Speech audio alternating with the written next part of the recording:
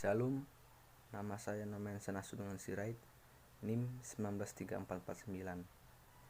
Di sini saya akan menjelaskan laporan tentang kitab Yunus yang diberikan tugas oleh dosen kami, Pendeta Dr. Sukarto Limbong. Dan jika ingin lebih dalam mengenal tentang kitab Yunus, bisa lihat dari channel dosen kami, yaitu Sukarto Limbong. Di video ini saya diberikan 4 soal dosen kami, Pendeta Dr. Sukarto Limbong, mengenai laporan kitab Yunus. Yang pertama, dalam ayat 1 di situ tertulis, datanglah firman Tuhan kepada Yunus bin Amittai. Demikian. Nah, di situ kami disuruh menjelaskan minimal ada 2 variabel utama dari teks yang ayat pertama ini, yaitu datanglah firman Tuhan, dan kedua Yunus bin Amittai. Dari 2 variabel utama tersebut, apa yang bisa saya laporkan?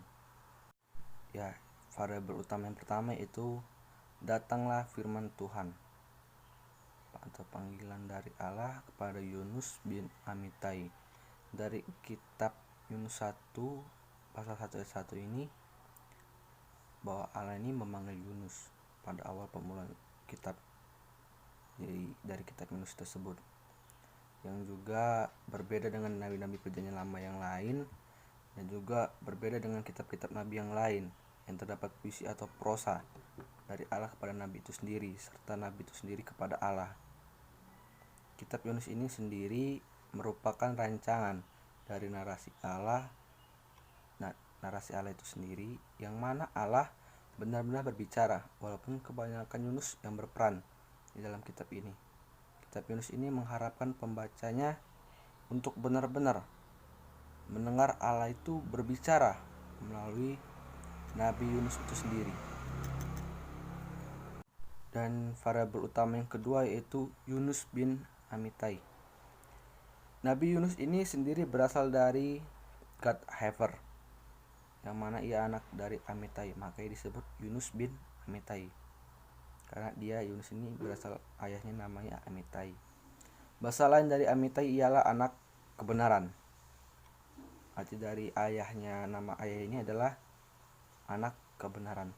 Kisah kenabian Yunus ini sendiri benar-benar terjadi menurut peristiwa-peristiwa yang faktual. Jadi kisah Yunus ini memiliki fakta-fakta, bukan hanya fiksi. Jadi kita bisa membuktikannya melalui fakta-fakta dari kitab Yunus itu sendiri. Karena peristiwa-peristiwa yang terjadi pada kitab Yunus ini emang benar-benar ada, bukan hanya karangan fiksi-fiksi belaka saja. Dan soal yang kedua dari 4 soal yang diberikan oleh dosen kami, yaitu dari ayat yang kedua, dari Yunus 1 pasal 1 ayat yang kedua. Begini bunyinya, bangunlah, pergi ke Niniwe, kota yang besar itu. Berserulah terhadap mereka, karena kejahatannya telah sampai kepadaku. Dari kutipan ayat tersebut, apa yang bisa saya laporkan mengenai kota Niniwe? Sebagai kota apa ini di dalam Alkitab? Ya, jawabannya adalah kota Niniwe ini adalah kota yang ditujukan kepada Yunus, yang disampaikan Allah kepada Yunus agar dia pergi ke kota tersebut. Kota Niniwe yang mana sebuah alamat yang diberikan Allah kepada Yunus, di mana Yunus diutus ke Niniwe. Niniwe sendiri bukanlah bagian dari daerah Israel. Kota Niniwe ini merupakan sebuah alamat yang Tuhan tujukan kepada Yunus, bahwa Niniwe adalah kota yang terkenal dengan dosa-dosa yang mereka perbuat kepada Tuhan. Jadi kota Niniwe ini kota yang besar, tapi dengan kebesarannya ini mereka tidak melakukan dosa-dosa kepada Tuhan. Jadi menurut para penulis ini sendiri, Niniwe digambarkan sebagai simbol kejahatan yang terbesar.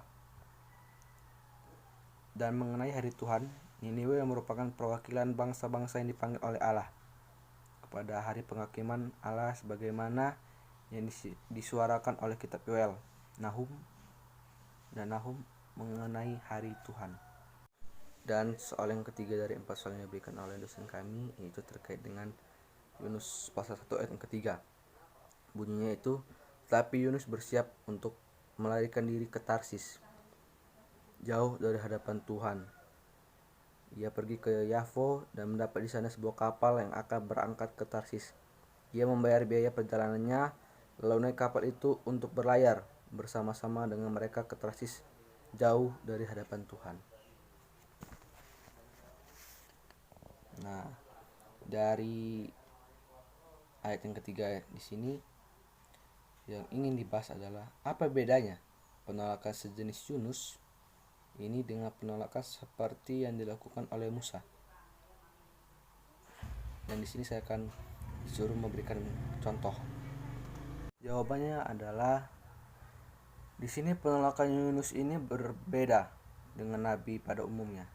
Karena dia ini kan disuruh Tuhan untuk pergi ke kota Niniwe, karena kota Niniwe itu terkenal dengan dosa-dosa, dengan kejahatan-kejahatan yang dilakukan oleh penduduk itu kepada Tuhan. Penolakan ini terjadi bukan karena tidak siap melayani Allah, dan bukan karena masalah internal. Masalah internal itu masalah dia dengan Allah yang terjadi pada nabi itu sendiri kepada Allah. Penolakan Yunus dilakukan karena satu hal, yaitu Allah mengutus Yunus ke Niniwe, di mana kita lihat jika Yunus diutus ke Tarsis yang merupakan kota yang bertolak arah dari Niniwe, Yunus sendiri mau diutus. Jadi kalau dia diutus ke Tarsis dia mau, tapi kalau dia diutus ke Niniwe dia tidak mau. Tapi setelah Yunus tahu di mana alamat tujuan yang Allah utus kepada Yunus adalah Niniwe, Yunus sendiri menolak dan melarikan diri ke kota Tarsis yang berbalik Allah dari Niniwe, Tarsis. Yang menjadi pertanyaan, mengapa Yunus melakukan penolakan itu? Ya, karena Yunus sendiri tahu bahwa Niniwe itu bukan bagian dari bangsa Israel. Jadi saya sebelumnya sudah menjelaskan bahwa kota Niniwe ini bukan merupakan bagian dari bangsa Israel. Serta bangsa Niniwe itu sendiri merupakan sumber kejahatan terbesar di mana mereka melakukan dosa-dosa terhadap Allah, yang membuat Allah tidak berkenan hatinya kepada bangsa Niniwe, sehingga Allah ingin murka dan menunggang-balikkan kota Niniwe itu sendiri. Bisa kita lihat dari Yunus pasal 3 ayat yang keempat. Dan soal 4 dari 4 soal, berarti ini yang terakhir, masih tentang Yunus pasal 1 yang ketiga, yaitu mengapa dengan Tarsis. Mengapa Yunus memilih pergi ke Tarsis? Karena bukan kebetulan atau sebuah persoalan yang biasa saja dan lain sebagainya. Tapi faktor utama yang mana Yunus memilih pergi ke Tarsis adalah Tarsis sebagai gambaran dari sebuah kota yang mana jauh dari jangkauan Tuhan. Dalam arti Tuhan tidak dapat menjangkau Yunus yang jauh di luar jangkauan Tuhan. Tapi ketika kita bandingkan pada Yesaya 66 ayat 16, Tarsis ini merupakan sebuah kota yang jauh daripada Tuhan dan belum pernah melihat kemuliaan dari Tuhan itu sendiri. Demikian presentasi saya dari 4 soal yang diberikan oleh dosen kami, yaitu Pendeta Dr. Sukanto Limbong. Dan tadi yang video yang pertama, jika ingin melihat lebih lengkap dari kitab Yunus bisa kita lihat di channel YouTube dosen kami, yaitu Sukanto Limbong. Oke.